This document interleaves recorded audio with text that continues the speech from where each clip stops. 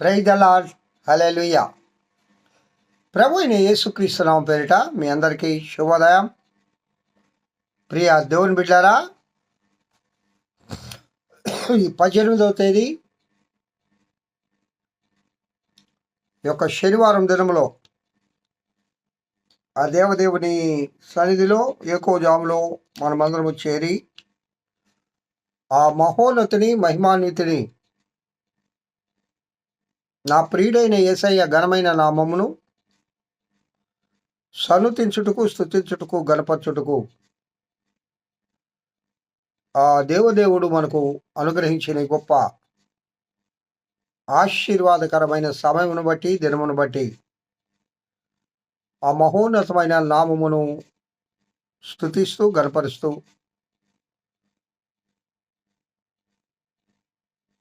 ఈ అందిన ఆహారాన్ని మనము భుజిద్దాం రండి. ప్రియా దేవుని బిడ్డలారా, ఈ అనుదిన ఆహారంలో పరమగీత ప్రసంగవాహిని అనే ఒక గంభీరమైన అంశం గురించి మనము ధ్యానం చేసుకుంటూ ఉన్నాం.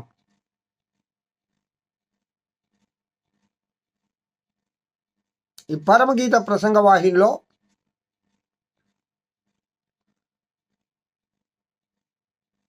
వివేకము గల హృదయము నాకు దయచేయము అని సొలొమోను దేవుని ప్రార్థించగా, సొలొమోను చేసిన మనవి ప్రభువుకు అనుకూలమాయెను అని 1 రాజుల గ్రంథం 3వ అధ్యాయం 10-14 వచనాల్లో రాయబడి ఉంది. 10వ వచనము అంటే మనం చేసే ప్రార్థన దేవుని దృష్టికి అనుకూలమైంది అని.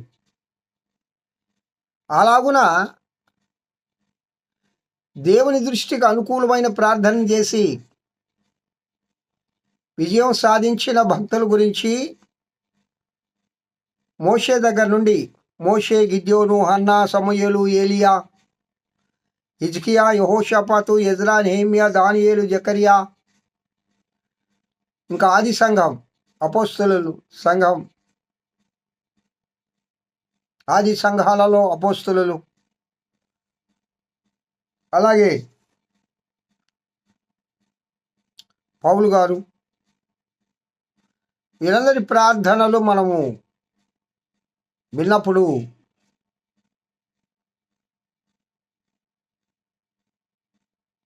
వారి ప్రార్థన దేవుని దృష్టికి అనుకూలమైనదిగా ఉండి వాళ్ళు ఏ విధంగా విజయం సాధించారో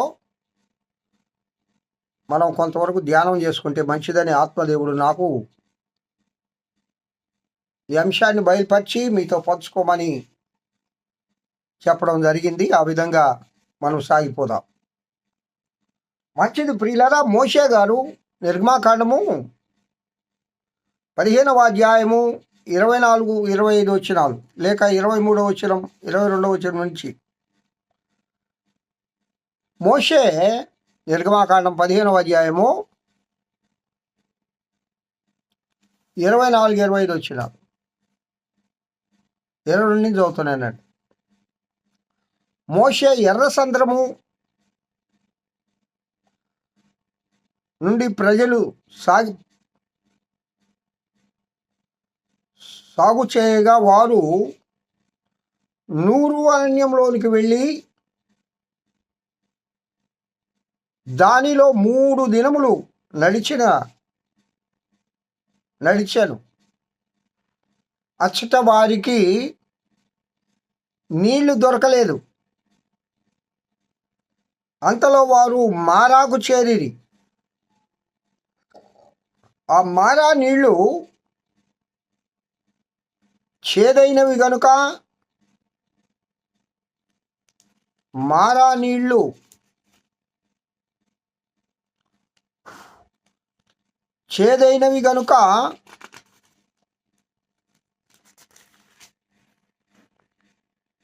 వారు ఆ నీళ్లు త్రాగలేకపోయిరి ఇజ్రాయేలీ. అందువల్ల వానికి మారా అనే పేరు కలిగిన దానికి, ఆ ప్రాంతానికి.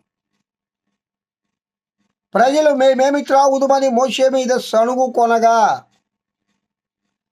ఎప్పుడైనా మోషే మీద ప్రజలు సణుక్కున్నప్పుడు మోషే వెంటనే దేవుని పాదశాంతికి వెళ్ళిపోతాడు. యేసయ్య దగ్గరికి పోతాడు, యెహోవా దేవుని దగ్గరికి వెళ్తాడు, తండ్రి దగ్గరికి వెళ్తాడు. అతడు యెహోవాకు మొరపెట్టెను. మారా నీళ్లు మధురంగా మారుస్తాడు దేవుడు. అనగా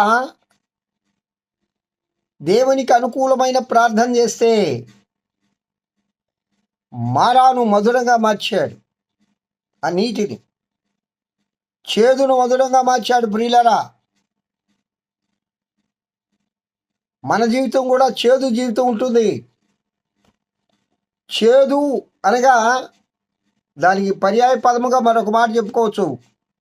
వేదన కలిగిన జీవితము, వ్యాధులు కలిగిన జీవితము, కన్నీటి జీవితము, శోధన జీవితము, కష్టాల జీవితము. ఈ జీవితాలను మారా జీవితాలు అని అంటారు. మధుర జీవితము అంటే దేవునితో గడిపేది, సంతోషంగా ఉండేది, ఆనందంతో ఉండేది. ప్రభు కృపను పొందితే అది సంతోష జీవితం. కాబట్టి ప్రియ దేవుని బిడ్డలారా, మారా అనుభవంలో మీరెవరైనా ఉంటే, శోధన జీవితం, వ్యాధికరమైన అనారోగ్య దుఃఖంతో, వ్యాధితో, బాధతో, శోధనతో, కష్టాలతో, కడగండ్లతో మారా జీవితం కలిగి ఉంటే దేవుని మొరపెట్టండి, ఆ ప్రభువును మొరపెట్టండి. ఆ దేవదేవుడు నీ ప్రార్థన విని మారాను మధురంగా మారుస్తాడు. నీ జీవితాన్ని మధురంగా మారుస్తాడు. నీ జీవితంలో ఏమైతే పోగొట్టుకున్నావో, నీ జీవితంలో ఏ చేదును అనుభవిస్తున్నావో, నీ జీవితంలో ఏ దుఃఖాన్ని అనుభవిస్తున్నావో, నీ జీవితంలో ఏ వ్యాధిని అనుభవిస్తున్నావో మధురంగా మార్చే దేవుడు నా ప్రియుడైన యేసయ్య. హల్లెలూయా చెప్పండి, హల్లెలూయా. మధురంగా మార్చే దేవుడు. కాబట్టి ప్రియ దేవుని బిడ్డలారా, ఈ యొక్క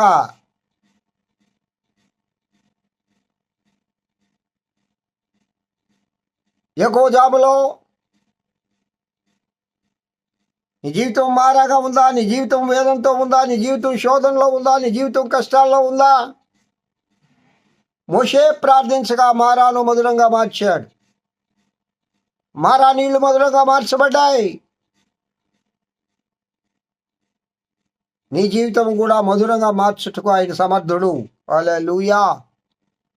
కావున ఆ దేవదేవుని కృపలో మనమందరము మారా లేకుండా ఉండదు, చేదు లేకుండా ఉండదు, బాధ లేకుండా, కన్నీరు లేకుండా, గడగడ లేకుండా, కష్టాలు లేకుండా మానవీయ జీవితం ఉండదు కదా. అయితే లోక సంబంధంగా ఉండవచ్చు, కానీ దేవునిలో ఉన్నప్పుడు ఆ విధంగా ఉండడం తండ్రికి ఇష్టం లేదు. బిడ్డలు మనమందరము అయ్యా మారా జీవితం మధురంగా మార్చు నాయనా అని ఆ ప్రభు దగ్గర మోషే మొరపెట్టినట్లుగా మొరపెట్టి దేవునికి అనుకూలమైన ప్రార్థన చేసి విజయము సాధించుదుముగాక. హల్లెలూయా. దేవుడి వాక్యము దీవించి ఆశీర్వదించుగాక. మహోన్నతుల స్తోత్రం. బిడ్డలను దీవించి ఆశీర్వదించి మారా జీవితమును మధురంగా మార్చమని యేసు నామమున పేరిట వేడుకొంచున్నాను తండ్రి. ఆమేన్. తండ్రి అయిన దేవుని నుండి, కుమారుడైన యేసుక్రీస్తు నుండి, పరిశుద్ధాత్మన్యోన్య నిత్య సహవాసము ఈ వాక్యం ఇంటున్న బిడ్డలందరికీ, నీ సర్వలోక పరిశుద్ధులకు, సార్వత్రిక సంఘానికి ఇప్పుడు ఎల్లప్పుడు సదాకాలం తోడేయండి నడిపింపబడును గాక. Amen, amen. Have a good day. Praise the lord. ఆ దేవదేవుని కృప మీ అందరికీ తోడుగా ఉండును గాక. ఇది మళ్ళా ఆయన కృపాక్షేమములే మీ వెంట వచ్చునుగాక. హల్లెలూయా.